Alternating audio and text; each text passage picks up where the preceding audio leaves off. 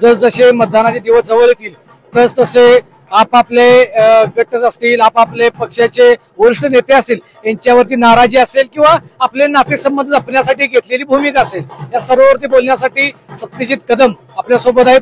भैया, आज 4 दिवसापूर्वीची आपली भूमिका आणि आजची भूमिका काय मांडाल?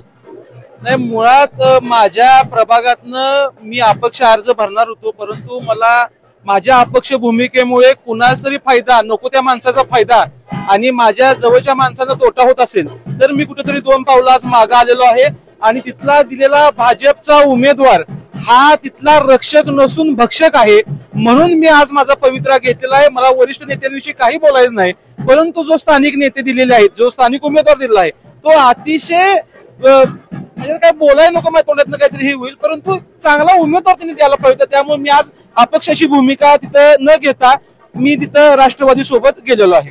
का म्हणजे अशी तुमची इतक्या दिवसाची पोटतिडकी होती, आपण अर्जही भरला होता, नेमकं काय भूमिका झाली, काय निर्णय ठरला, त्यामुळे आपल्याला माघार घ्यावी लागली? नाही, मी माझे असणारे माझे चुलते महादेवनाना कदम हे प्रभाग 13 मध्ये आहेत व तिथंही मला माझ्या शेवटी एक इंग्लिश वाक्य आहे की blood is thicker than water.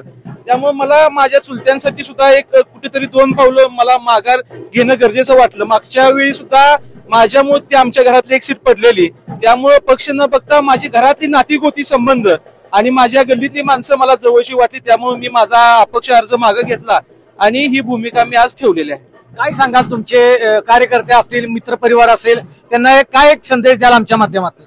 कसं आहे, हे आपलं मुळातच ही स्थानिक स्वराज्य संस्था आहे, त्यामुळे स्थानिकच आहे. स्थानिकला जे आपले नेते, जो आपल्या तळागाळातला, जो आपल्या रात्री 12 वाजता पहाटे रात्री जो माणूस आपल्या प्रश्नासाठी तुमच्या दारापर्यंत येईल, त्याच्यासाठी तुम्ही पक्ष न बघता तो माणूस तुम्ही बघा आणि एक चांगला कार्यकर्ता, एक चांगला नेता, चांगला मित्र तुम्ही यामध्ये तुम्ही निवडून द्यावा, ही मला तुमच्या माध्यमातून सर्व सगळ्यांना सांगायचं. आपले गॉडफादर सम्राट माणिक बाबा, त्यांच्याशी याबद्दल काय बोलणं झालंय का? माझे गॉडफादर सम्राट बाबा आहेत, ते कायमच माझ्या हृदयस्थानी राहणार आहेत, राहुलदादा राहणार आहेत.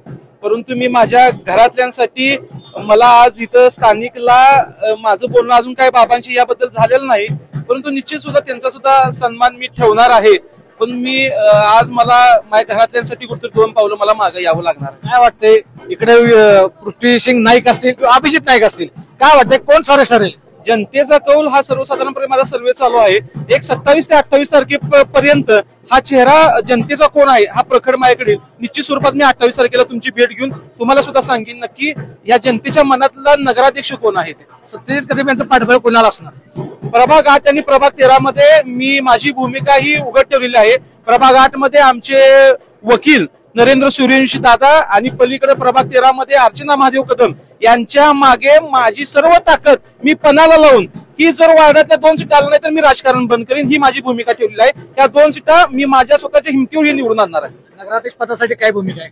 नाही, माझा सर्वे चालू आहे. बाकीच्या सुद्धा ह्या वार्डातल्या 2 वार्डातल्या माझ्या मित्रपरिवारांशी बोलून माझी भूमिका ठरलेली आहे. त्यांची सुद्धा मला प्रत्येक वार्डातनं फोन येतात, त्यांचं सुद्धा बोलणं माझं एक 4-5 दिवसामध्ये होणार आहे. आणि नगराध्यक्ष पदाला सुद्धा एक चांगला उमेदवार आम्ही सर्व मिळून तुमच्या माध्यमातून मीडियाला सांगायला येणार आहे.